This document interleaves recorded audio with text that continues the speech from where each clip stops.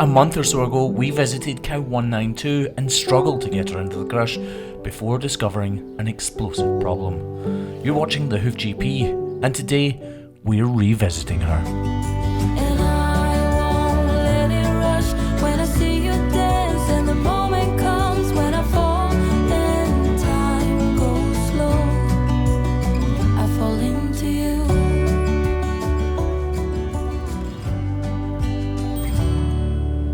It is a bitterly cold but absolutely beautifully sunny morning here in southwest Scotland as we travel through this gorgeous landscape towards the farm that we are headed to today. I absolutely love this time of year. I really think it shows Scotland at its very best. Today we're visiting cow 192, a cow that we saw around 5 weeks ago on this channel, and I titled the video An Emergency Case, because that's exactly what it was, an emergency case of lameness.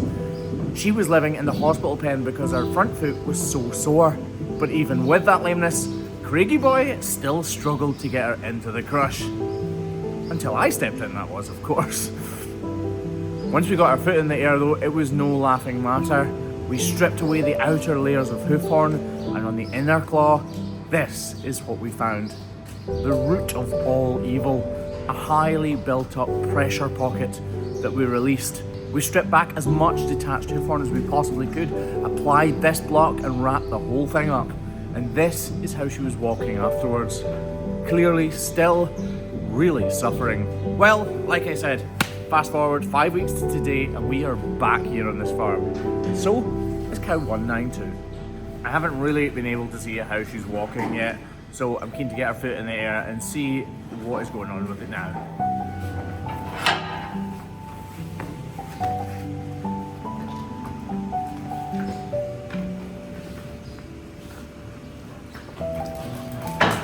Before her though, we just need to get this couple of cows out of the way.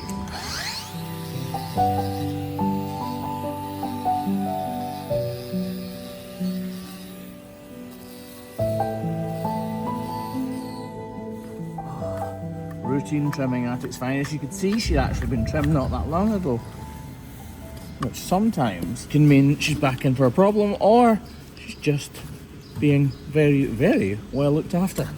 Right, Craigie boy, you're up. It first appears that Craig doesn't have all that much to do to this foot, but these little alterations with the grinder are really, really important, and when you're not taking all that much off, you need to be especially vigilant that you don't go too far, which is why Craig is being particularly gentle on this cow. You can see he's taken more height off the inner claw because that is the one that grows slightly quicker and is apt to get more problems than the outer. Now he's done that, it's on with the knife. So now that I've done what I need to do with the grinder, I've just taken away any sharp edges from the inside of the hoof horn here and just widening the modelling. See, shouldn't really worry about that because it's not actually causing a problem. There is no issues. Our feet are actually very good. So they look level and perfect. Quite happy with that. Oh, teamwork really does make the dream work, and we have the perfect team. Just like with Craig's foot, this foot really does need only very minor alterations, but those alterations stop the cow from ever going lame in the first place. And they are the key to successfully curing lameness in an entire herd of cows.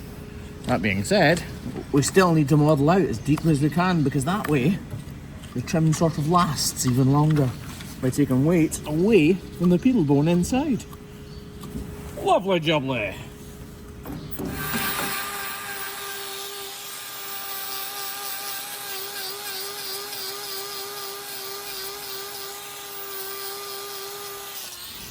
So yeah, again, just taking away any sharp edges.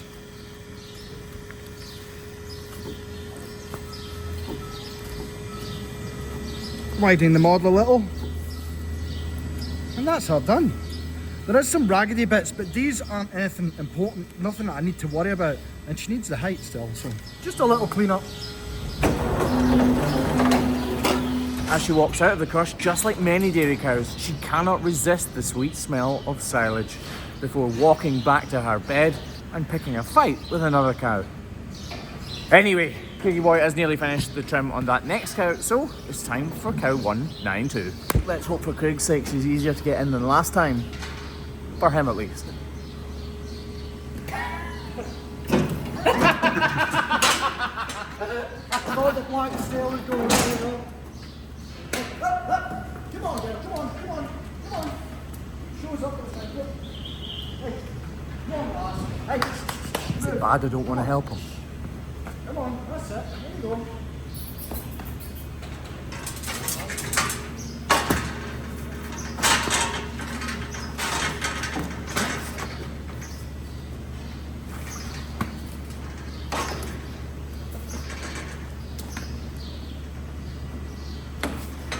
She's actually there.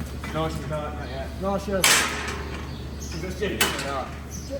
She's not there yet. If you close that back door, she moves. Move up, lass, come on. Thank you. Try to make it out and you got her in. So obviously we trimmed her 5 weeks ago on all 4 feet. So the other feet we'll just have a quick check to make sure nothing's gone wrong, but there's no point in really trimming them. The front right foot is obviously why she's back in. Yeah, just model it out. It's actually really important that Craig doesn't remove any of the height from the overall size of this foot. If he was to do so, it would be detrimental for her, and her soles would become too thin and very susceptible to bruising and ultimately ulceration. She's not that long in the crush since the last time, so I don't want to go too crazy with the modelling. I think that I'm quite happy with that. And again, nothing needs to be taken off the length or the height of this foot, but we might as well just widen this model back up. She's perfectly balanced, so if we were to take anything off the length or the height of it, we'd be doing something that was detrimental to her comfort, not helping her. Code yellow. Next foot. This one's actually slightly longer, look.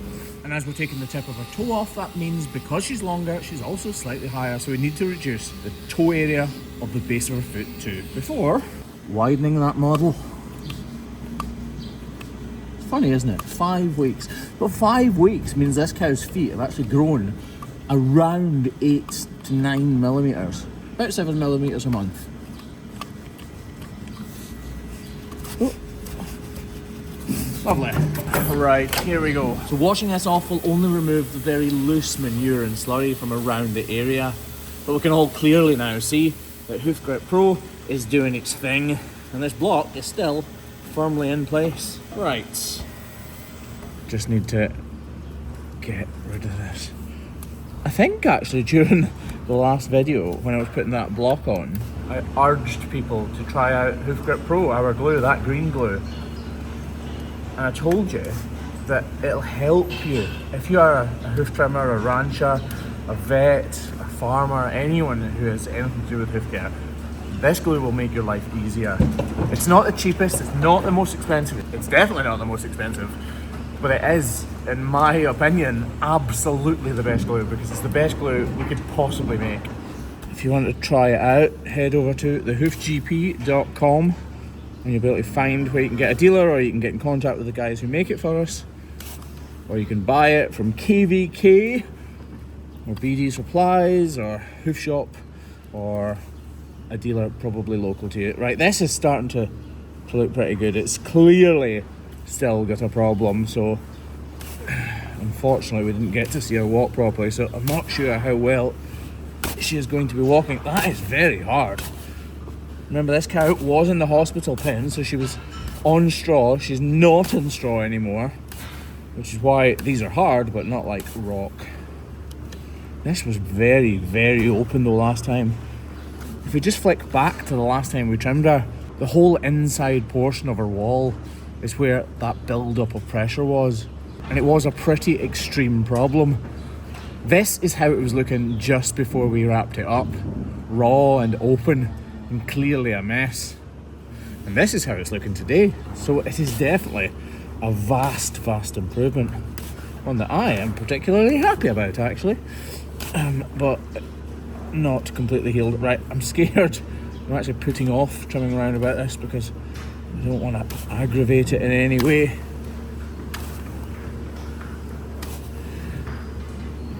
the hook of my knife in there and get those little scraggedy, raggedy, horrible pieces of hoof horn out, but you can see those little cracks going right up in there.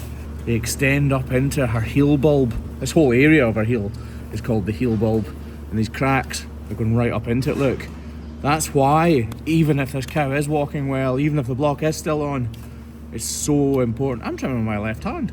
It's so important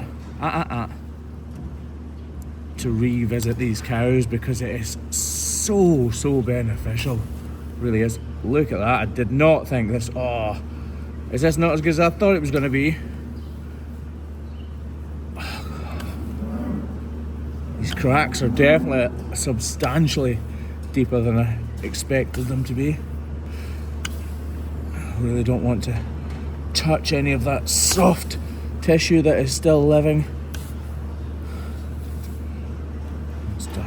Start going up the way instead now.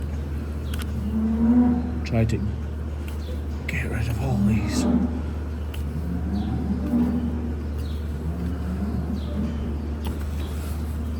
You can see here, you can see through the hoof horn that is still detached behind it. If I take too big a chunk, I'm going to have to use too much force and could make a problem or a mistake. Whoa, lass, come on, you're alright.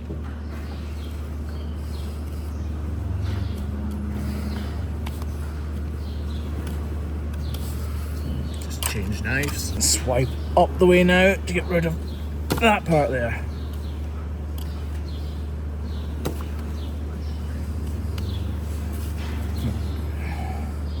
Need to get rid of all. Need to get rid of all this sharp and detached hoof horn. Let's change over knives.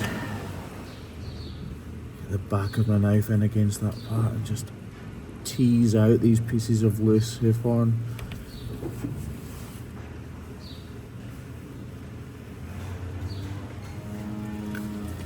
Just about there. These last little bits are. Oh, it's looking good. It's looking really good. There's clearly still a little bit of dermatitis in there, so we're going to use this Repodermat and a wrap to clear that up.